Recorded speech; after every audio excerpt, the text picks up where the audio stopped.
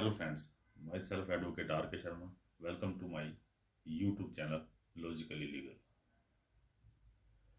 आज हम बात करेंगे सिविल सूट्स की और कोड ऑफ सिविल प्रोसीजर 1908 की। हम ब्रीफ में इनकी इंट्रोडक्शन लेंगे और जानने की कोशिश करेंगे इनमें कहाँ कहाँ पर क्या क्या है। तो सबसे पहले हम ये जानने की कोशिश करेंगे कि सूट्स कितने तरह के होते हैं। Civil suits are of 4 types. पहली तरह के जो सिविल सूट्स होते हैं रेगुलर सिविल सूट। उसके बाद होते हैं स्पेशल सिविल सूट और थर्ड नंबर पे आते हैं समरी सूट्स और उसके बाद होते हैं suit exclusively tribal by the court of small causes. ये 4 तरह के मेन सूट होते हैं। अब इनके बारे में और डिटेल में अगर हम जाएंगे तो इनमें किस किस तरह के सिविल सूट्स होते हैं ये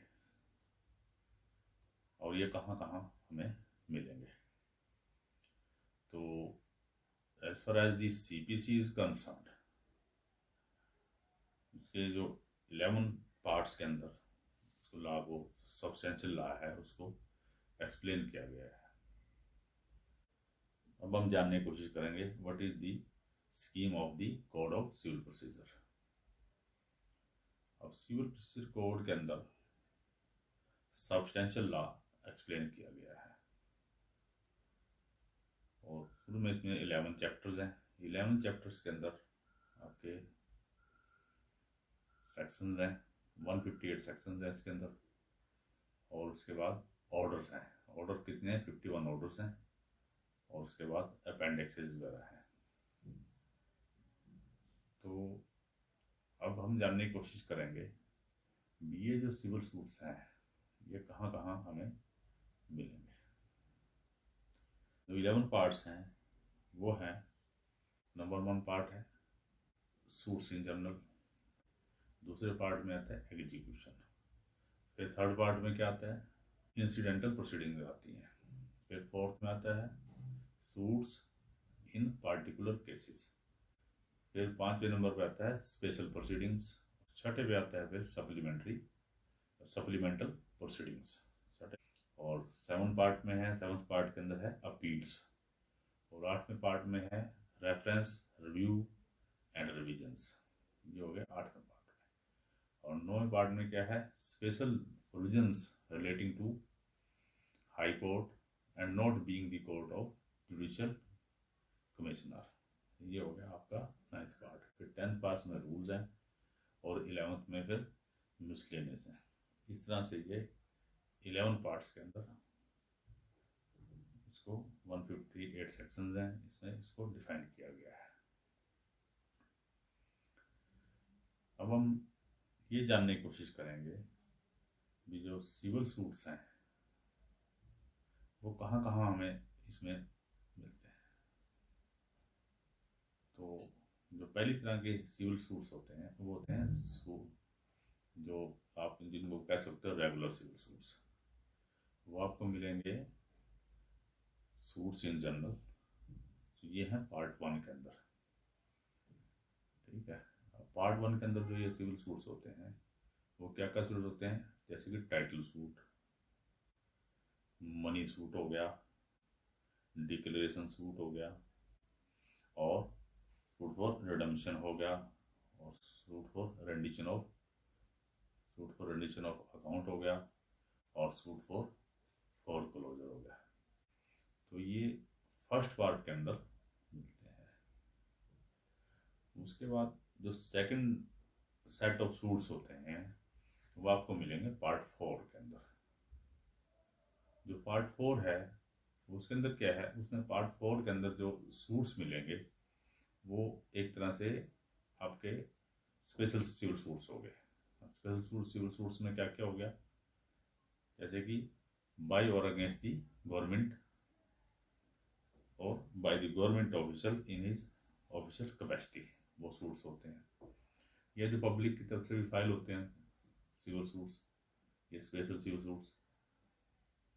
और जो पब्लिक की तरफ से भी सिविल सूट्स फाइल होते हैं उसमें है enforcement of any public right, उसको राइट को करने के लिए ये सूट्स होते हैं।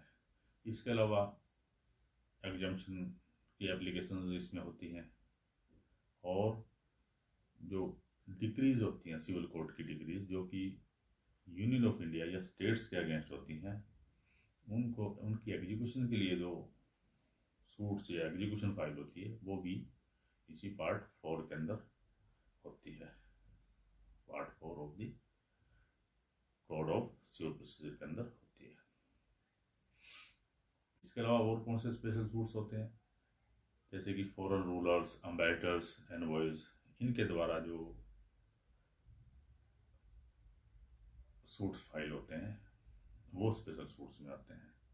और इसके अलावा suits against the rulers of the former states.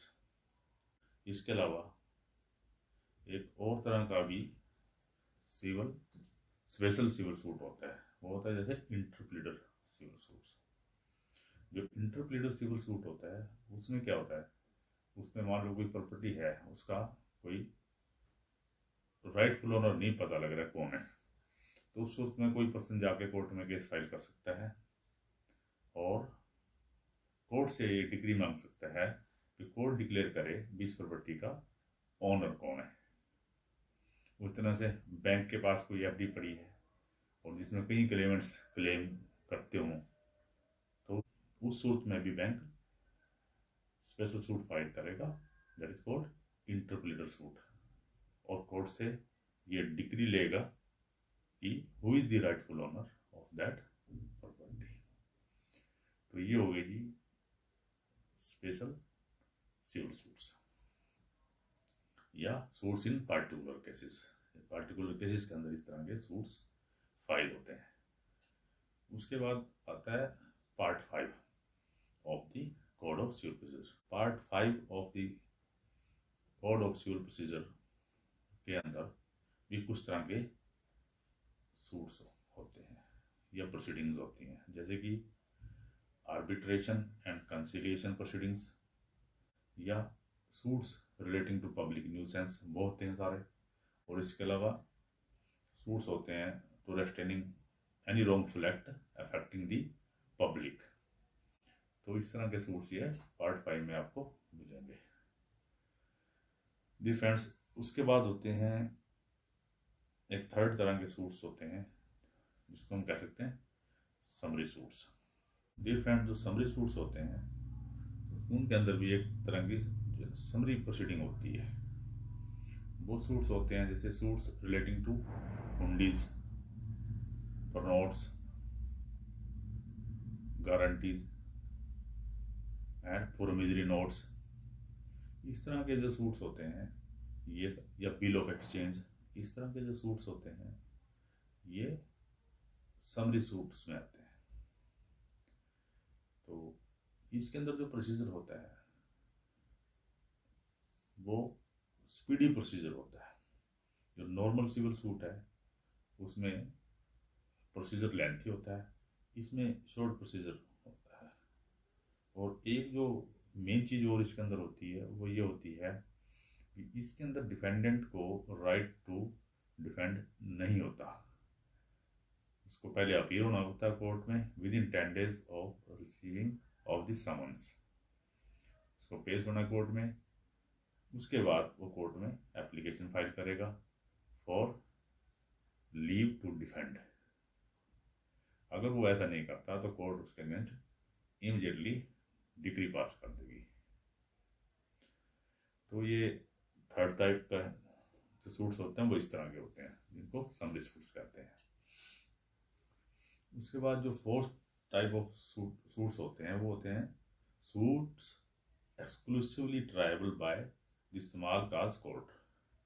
अब स्मॉल काज कोर्ट्स के अंदर भी कुछ सूट्स फाइल होते हैं और ज़्यादातर ये पैटी मैटर्स होते हैं जो कि स्मॉल काज कोर्ट्स को असाइन किए जाते हैं।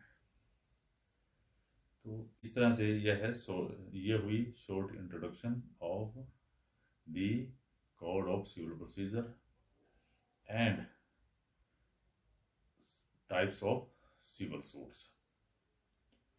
डियर फ्रेंड्स, सिविल सूट्स के बारे में हम अपने आने वाली वीडियोस में और फर्दर डिटेल में डिस्कस करेंगे, और आज के लिए बस इतना ही। So dear friends, if you like my video, kindly subscribe my channel. मिलते हैं अगली वीडियो में।